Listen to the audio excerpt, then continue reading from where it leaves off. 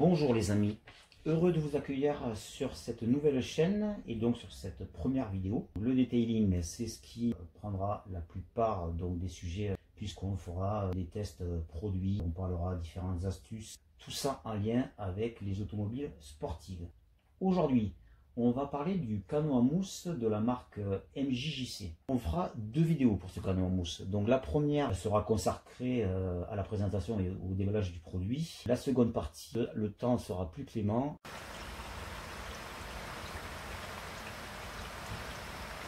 À l'utilisation proprement dite de ce canon à mousse. Qu'est-ce qu'on trouve dans le carton? Une notice. Notice qui est en anglais. Et à la fin de la vidéo, je vous donnerai une petite astuce pour traduire facilement toutes vos notices. Un tuyau d'aspiration est équipé d'une bille en acier qui va permettre, de par le poids, d'aller chercher le produit jusqu'à la fin du bidon. On a également un gicleur supplémentaire qui est en 1,1 mm et qui est prévu pour des Karcher de 100 à 130 bars. L'embout de connexion, celui-ci prévu pour Karcher série K. La buse, avec sur la partie haute un réglage de la densité de la mousse. À l'extrémité, la partie noire qui servira à régler la largeur du jet. La partie rouge va servir à l'orientation du jet. Il y a une petite goupille qu'il faudra retirer pour changer le filtre qui se trouve à l'intérieur. D'ailleurs, pour préserver ce filtre, je vous conseille d'utiliser de l'eau déminéralisée ou éventuellement l'eau que vous pouvez récupérer de votre sèche-linge puisqu'elle n'est plus calcaire. Le gicleur installé est un 1,25 mm qui sera idéal pour des Karcher de 130 à 180 bars environ. Si vous avez un NHP plus puissant de 180 à 280 bars, il faudra installer un gicleur de 1,4 mm qui n'est pas fourni. Le bidon lui-même présente une forme particulière, à savoir qu'il est plus large sur la partie basse que sur la partie haute, qui est une bonne chose puisqu'il est beaucoup plus stable. Je reviendrai simplement sur deux petits points que je trouve regrettables. C'est que ce canon à mousse soit fourni avec un seul bol. Il aurait été agréable d'avoir deux bols.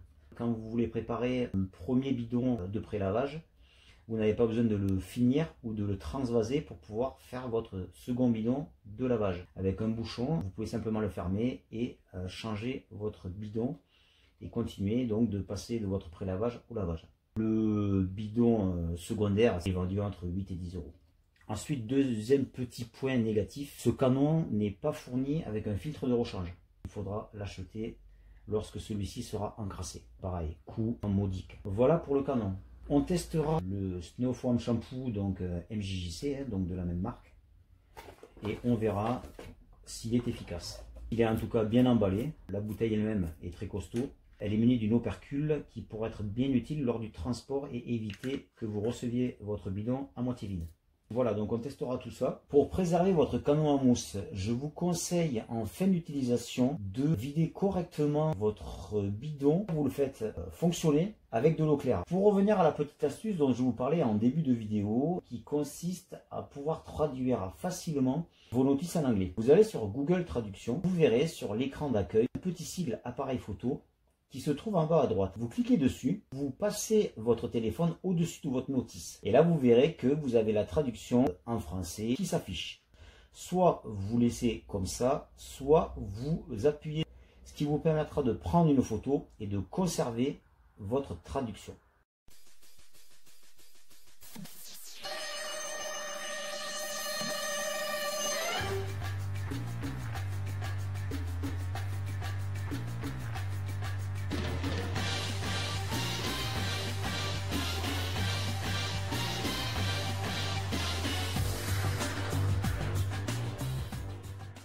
Pour conclure, ce canon à mousse MJJC semble de qualité et robuste. On verra lors du test si ça se confirme. Petite précision, contrairement à beaucoup d'autres canons à mousse, vous n'aurez pas besoin d'utiliser de téflon sur ce modèle. On verra lors du test sur cette petite auto.